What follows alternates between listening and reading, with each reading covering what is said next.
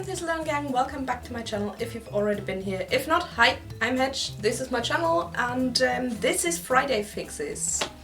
The part of this show where sit down, or in this case stand up and talk and craft at the same time because I couldn't possibly do just one thing at a time. And that I record on a Friday this time but will probably post on a Saturday. Because, you know, I always underestimate the time I need for editing. Today I will do something to this t-shirt because while I like it, it is a bit, you know, one-dimensional for a three-dimensional object. It's a bit boring and I want a motive on there. So the thing I'm doing is I'm taking this, which is a shiny iron-on sheet, and put a motif on here. And at the same time I will talk about what I'm not buying in 2020. So here we go, we have the motif, which is a melting little moon. I really like this imagery. It comes up a lot in kawaii things like that soft pastel grunge bittersweet stuff, and I just really like it, and plan is to put it here. But now I think in the middle of the first blue stripe is okay. So that anti-haul I was talking about, so things I'm not buying in 2020. In my last Friday Fixes video I talked a bit about my New Year's resolutions. Oh, come on. I talked a bit about my New Year's resolutions, which also included going completely fast fashion free, and in the spirit of this, of course, this t-shirt is from the thrift shop. And of course I'm not only not buying fast fashion, I also will try to avoid things like fast home decoration as well. And now we have the position, and I will change into another top so that we can, you know, get on with this. So I'm also not just putting the moon on there, I'm also going to try and put a bit of script on there. La lune fondue means the molten moon, or the melted moon. And I just liked it. I think it makes a good name for circus. Not quite sure if you have noticed, but the lettering in the circus name basically is very much inspired by that one Thistledown poster that I just put here. I just recently found that I feel like I'm not very good at typography. I absolutely love it, but I'm not very good at it. So I decided to go away from more classical scripts and return to my roots, which was a very Art Nouveau inspired script style, and for decorative purposes. And that actually works, and so sometimes you just have to, you know, try something old for a change instead of something new. So, but back to my actual topic, which was what I'm not buying. I'm going to start with something that isn't so far from what I just talked about, and that is notebooks, pens and stationery, because, you know, in the course of trying to get rid of a few things and sorting through my stuff, I realized that I had more than 40 empty or just started notebooks. That is a bit embarrassing. I might have a problem there, because when I last went on a several days trip I didn't just buy one notebook, oh no, I bought 3.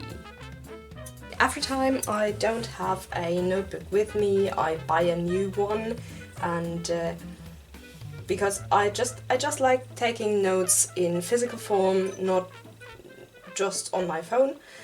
And when I'm away for a bit longer and I notice that I haven't only forgotten a notebook but also a sketchbook, that sucks, and then of course I have to get another one, and then I found one that was really pretty, and yeah, this is how this goes, and this is how you end up with 40 notebooks. So my plan to get better at this and to avoid buying more notebooks and also pens and stationery and paper things in general, because I have a lot of pens, is that I placed a pen, sometimes a pencil, and a notebook of sorts in each of the bags I regularly use. And this way I will always have something with me. I am of course allowed to buy new ones should the unlikely case occur that I'm running out of empty notebooks or pens. I'm trying to, you know, use up that stuff, which brings me to point number 2 of my things I'm not buying list, and that is makeup and beauty products. Because, you know, I don't really use a lot of that. So I only use 3 or 4 products on a almost daily basis, and not even that, because sometimes I just go out into the world completely makeup-less, because I have a job where this is absolutely no issue.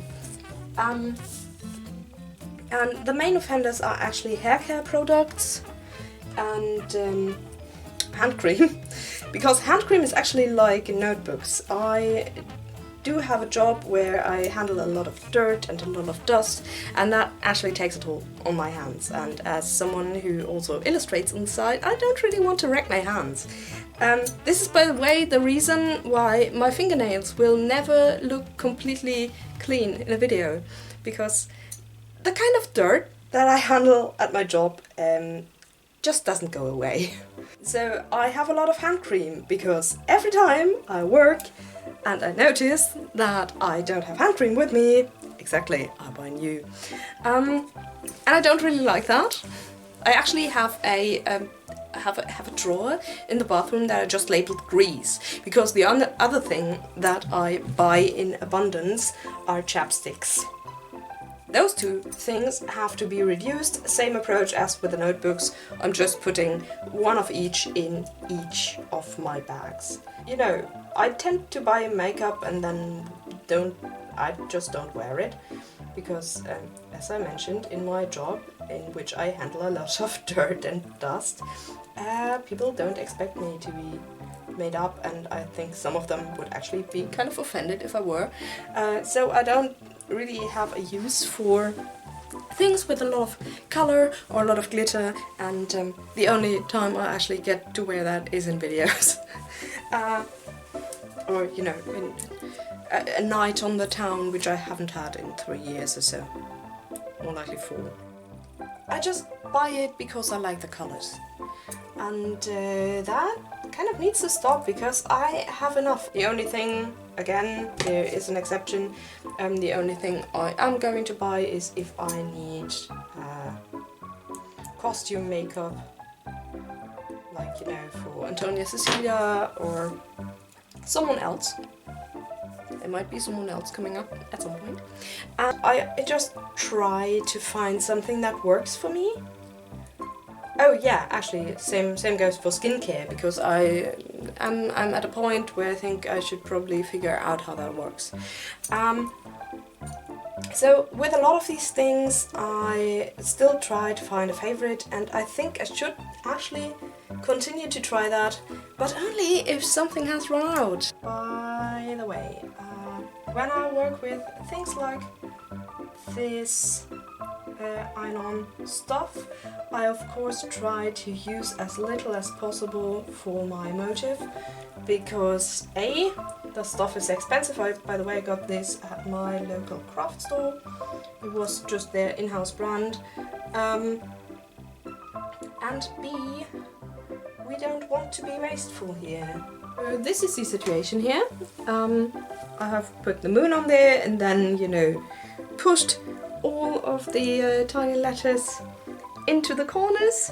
Actually, I had to use this corner for the last 2, because had I put them here, it would actually have used up more space than down here, and so I still have this whole bit left for other projects.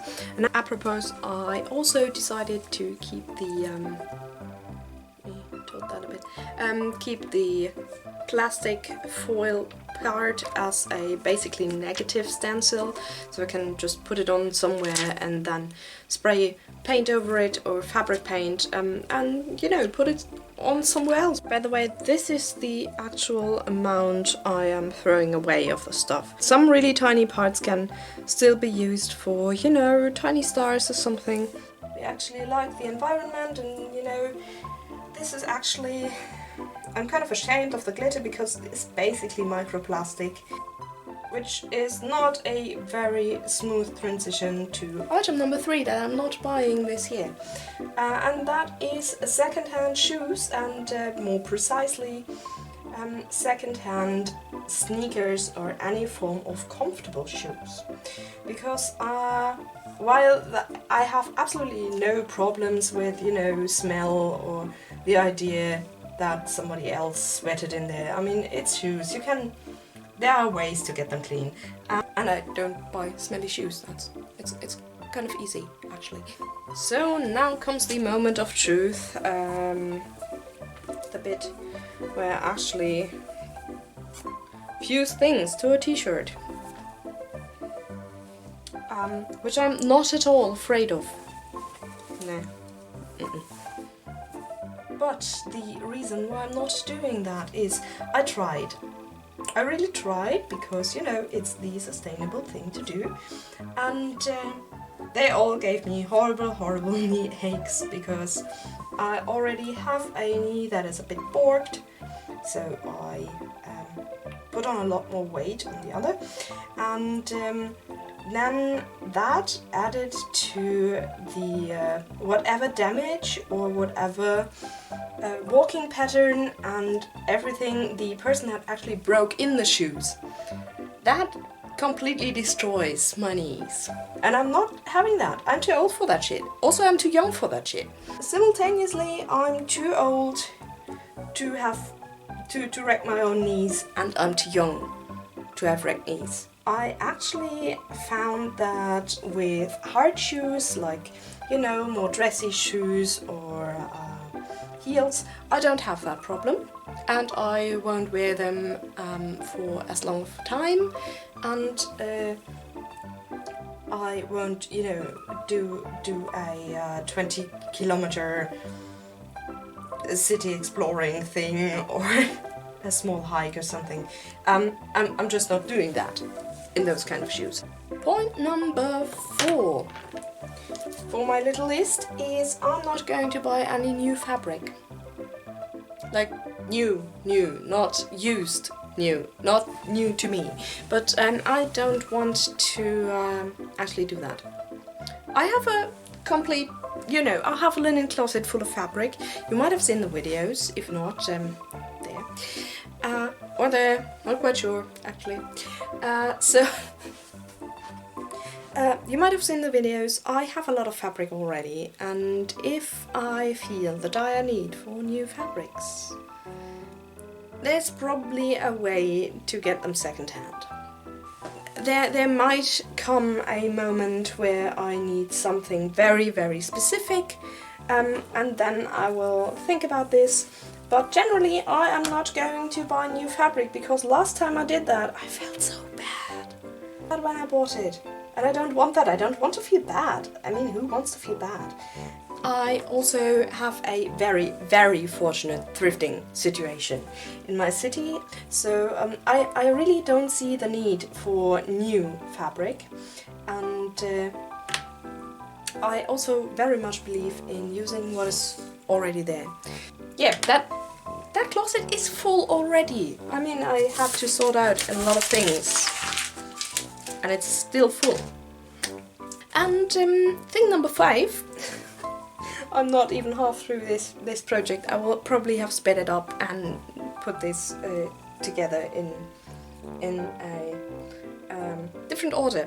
So, point number 5, and this is probably the one that will cause some sort of outrage or something, because at least in the community where I come from, this is basically blasphemous, but I'm not going to buy any books this year.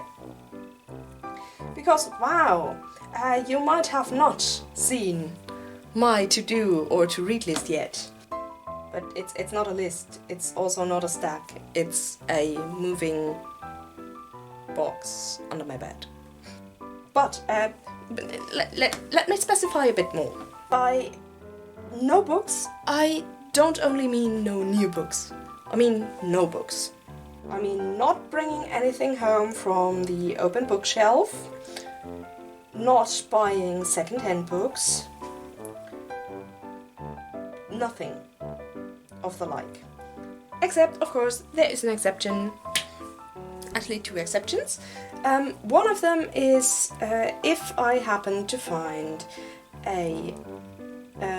another volume of one of my favorite murder mystery series, I am allowed to take that home, because if I happen to find that in the public bookshelf or at the thrift store, that is alright, but not purchased anew, and I can actually buy new books if I trade them in for 10 of my old books. So if I throw out 10 books and either donate them or give them to friends, or, you know, just put them back in the open bookshelf, where I actually get a lot of my books from, then that's okay. Then I can actually get a new book, and that mostly will apply for, you know, history books, and rather not fiction, because a lot of fiction I can actually get in my local library, so that is fine. And I just don't want to amass this huge amount of paper anymore. Paper is basically the bane of my existence, because I feel like at least 50% of the things that's around me are paper. Paper is the medium I work most with as an illustrator, and also as someone who really read a lot during her life. And I also sometimes write, and I write down things, as I said. I sometimes really need these things to be physical and not just digital. But I get these moments where I think, I just want to burn it all down. Wow, this, ugh, just burn it. That is not a particularly nice feeling, actually, because paper gives me anxiety. Paper gives me existential dread, which sounds absurdly dramatic, but that's what it feels like. And I don't like that, and that applies to books just the way it applies to notebooks and stationery. And I kind of always refuse to throw away paper that...